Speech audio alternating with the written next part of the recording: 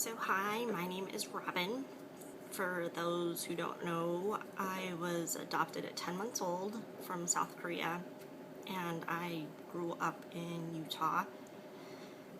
So when I came to visit Korea in 2010, I went to Holt, the adoption agency, to find out kind of my backstory of why I was adopted. And through them, I contacted my birth father. And so him and I have talked off and on for the past 3 years. And this was the first time actually meeting him in person. So I got into Seoul around 6:30 p.m. today on the 23rd of July. And my father and Allie were there to pick me up. Allie's a really close friend of mine, and she has a huge heart. She has translated a lot of our conversations, and she was there today to translate. So when I first got in, I wasn't sure if I was supposed to shake hands with him or give him a hug, but I gave him a hug, and it was kind of one of those awkward, like, I don't really know you hugs, but after that we went and sat at Jamba Juice and talked a little bit, and the first thing he mentioned was if I had had anything done to my ears, and I thought that was funny because I have had something done to my ears. When I was 4 years old, I had plastic surgery on them because they were really big and they stuck out really far. So my parents took me to a plastic surgeon and the insurance paid for it, but they clipped my ear and sewed it together and then sewed my ear back because they didn't want me to get teased in school.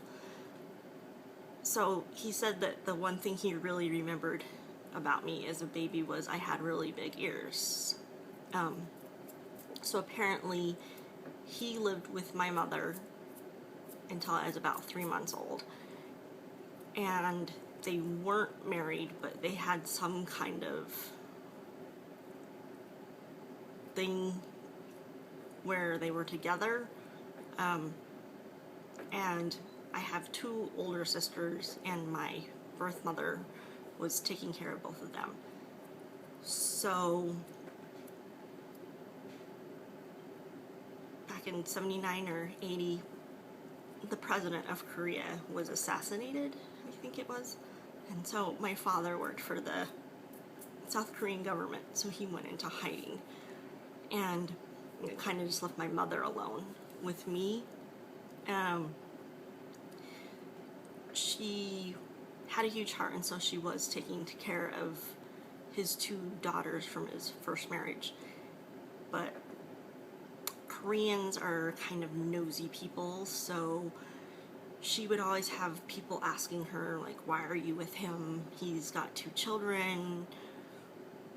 Why are you taking care of him? Why are you with a guy that has kids?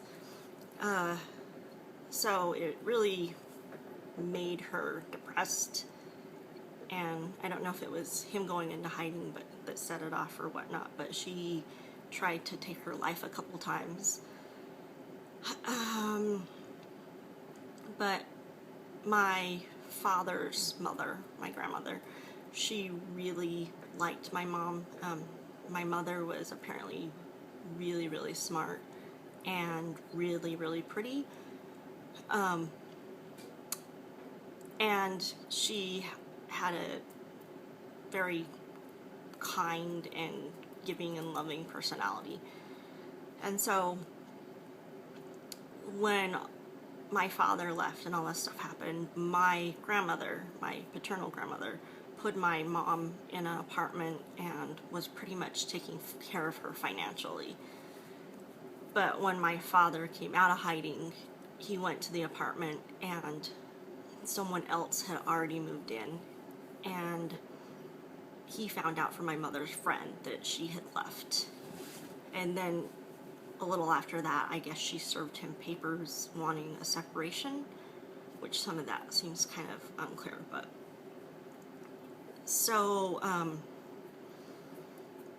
one of the big things about the families was my father's family and my mother's family didn't get along at all. I guess my father's family came from money. My father's grandfather, I believe it was, he was a founder of one of the local banks, and so they had lots of money, and I think my grandmother's family had lots of money as well. So my mother's family, my maternal grandmother believed because they had so much money that they should take care of my sister and, my birth mother and her family. And they kind of saw my maternal grandmother is greedy, and I guess she had a really bad temper, so the two families didn't get along very well. They actually had a huge fight at the hospital when I was being born because my father and his mother thought my mom should have a C-section, and my mother and her mother didn't want the C-section, so I guess there was a huge fight there. When my father was in hiding, my mother would come out with me to just kind of meet up with him in secret so he could see both of us. And I guess they had planned this meetup for my 100th day birthday, or I guess celebration, which is huge here in Korea. And they never showed up.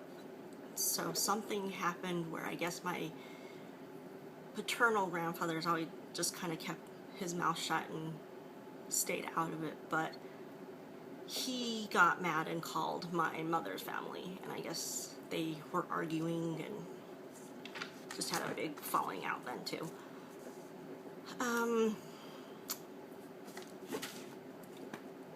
I guess after my mother left, she moved to Japan, and she has 2 daughters and 2 sons. My father said he felt very guilty that the reason why I was given up was because of him going into hiding, and if he would have never done that, then my mother would have never left him, and I would have never been put up for adoption. And I told him that he shouldn't have to worry about that stuff. And so we went and all 3 of us had dinner, and it was kind of like a fresh start, like our new beginning to building our relationship together. So it's been pretty overwhelming. Surprisingly, I haven't cried, which, if you know me, I cry at everything, but I think it's just been so many emotions that I just kind of feel numb. So yeah, it's been a lot to take in, and it's probably about 12:30 right now, a.m., July 24th, and I can't really go to sleep because I have jet lag, but at the same time, I want to go to sleep, but I want to take a shower because I feel gross, but it's so humid here that I'm afraid if I take a shower, my room's just going to be like a sauna. But tomorrow morning I'm supposed to meet up with my father at 10:30, and he has a business meeting over at the Lotte, so I'll probably go over there in Myeongdong and just do some shopping. So that has been about it for day 1.